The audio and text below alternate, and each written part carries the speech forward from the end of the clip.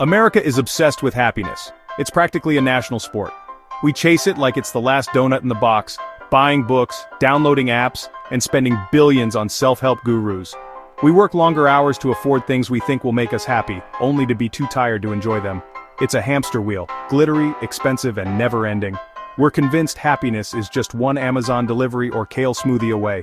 Social media only fuels the chase, making us wonder why our lives aren't a permanent vacation.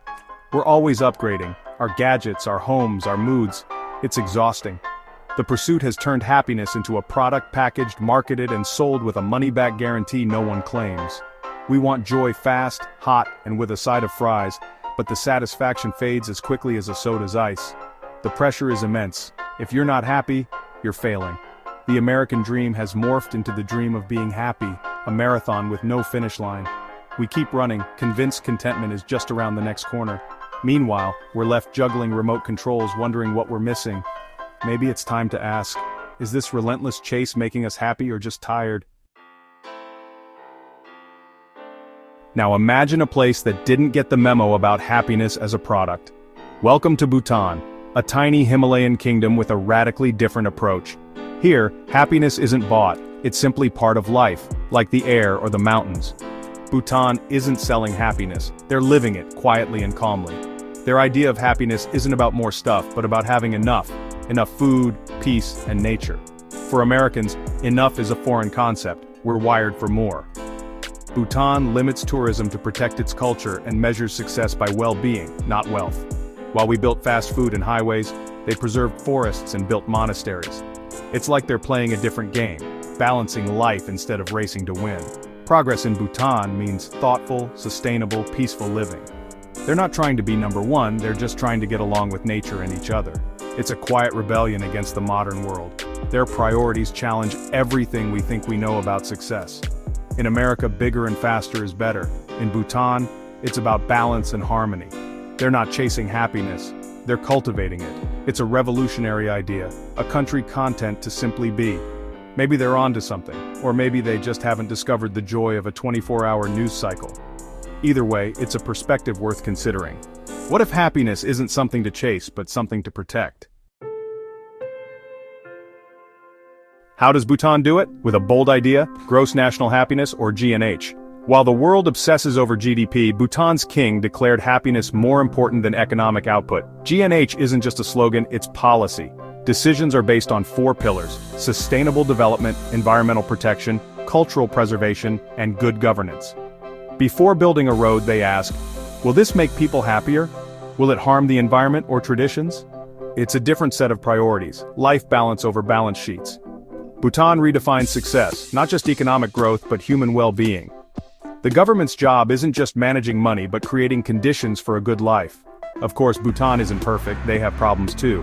But their national ambition is happiness, and that frames every debate and project. In America, our mission is, in God we trust, all others pay cash. Bhutan's is, let's be decent and not ruin the planet. One of these seems more sustainable. Thimphu, Bhutan's capital, has no traffic lights, not one. They tried installing one, people hated it. It felt impersonal, so they replaced it with a policeman, directing traffic with graceful hand gestures. It's a human touch in a digital world. This isn't just about traffic, it's a metaphor for Bhutanese life.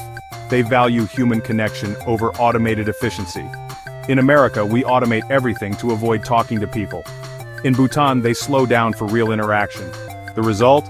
Calm roads, patient drivers, and eye contact instead of honking. It's unnerving for Americans used to chaos. In Bhutan, driving is about sharing the road, not beating others.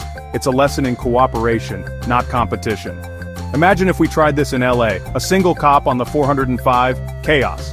But in Bhutan, it works, and life moves at a more human pace. Maybe slowing down is the real shortcut to happiness.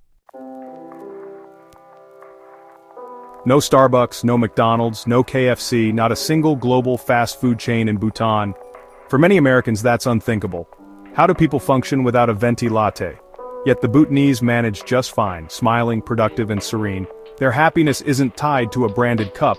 Social life doesn't revolve around chain cafes. Instead, they drink suja, salty butter tea, or local coffee. Bhutan fiercely protects its culture and economy, supporting local farmers and traditions. Their streets aren't lined with global brands, they're filled with local character. The result? Unique, authentic food culture like emadachi, chilies and cheese eaten at every meal. It's spicy enough to wake you up for days, but it's theirs. No bland, standardized products, just real, memorable flavors. Bhutan values identity over convenience. After the initial shock, you realize it's more satisfying than another generic cheeseburger. Happiness here isn't mass-produced, it's homegrown. In Bhutan, nature is family.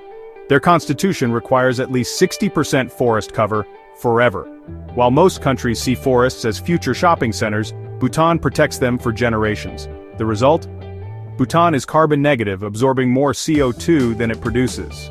The country is a giant air purifier for the planet. Clean air, pure water, and unspoiled landscapes are the norm.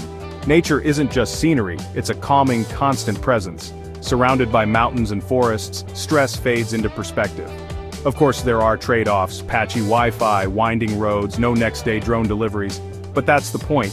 They choose mountains over megabytes, clean air over convenience. In our world, a 30-second Wi-Fi drop is a crisis. In Bhutan, you disconnect from the digital and reconnect with the real. It's a detox we all need, even if it scares us. Their commitment to nature shapes daily life and national identity. It's a reminder, sometimes the best connection isn't wireless, it's with the world around you. And that's a happiness you can't download. Want to visit Bhutan? Get ready to pay. Bhutan's high-value, low-volume tourism means a daily fee, about $200, $250 per person. This covers your guide, driver, accommodation and meals, but also funds free education, healthcare, and environmental protection. You're not just a tourist, you're investing in gross national happiness. The policy keeps out party crowds and preserves culture. No tourist hordes, no endless selfie lines, just a curated, immersive experience. You get a personal guide, a driver, and a stress-free journey. It's a holiday from the stress of planning a holiday, but it's also a bubble. You're chaperoned, guided, and can't just wander off. You pay for authenticity, but it's managed authenticity. There's irony in paying for a controlled taste of purity. Still, it's the most organized, expensive, and possibly most effective spiritual journey money can buy. Bhutan's approach keeps its culture intact, and its visitors thoughtful.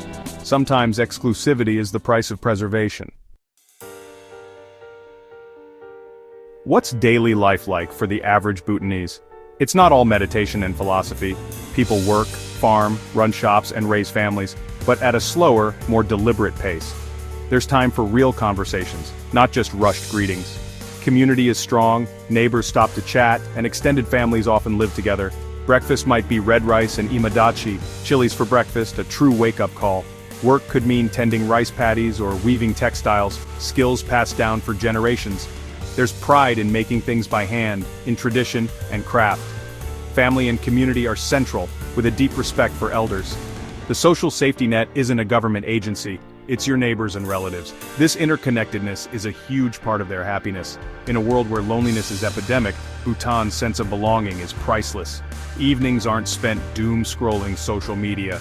Entertainment is archery, festivals or masked dances, rich, communal, and rooted in tradition. Life is simple by Western standards, but full of connection and purpose. Happiness here isn't about job titles or bank balances, it's about belonging, tradition, and meaning. Maybe that's the secret ingredient we're missing. After exploring Bhutan's serene smiles and constitutional happiness, the big question, could Americans handle it? Drop a typical American in a Bhutanese village. They'd love the peace at first, but soon miss their drive-thrus, smartphones, and 24-hour news. The silence would be deafening, the urge to honk overwhelming.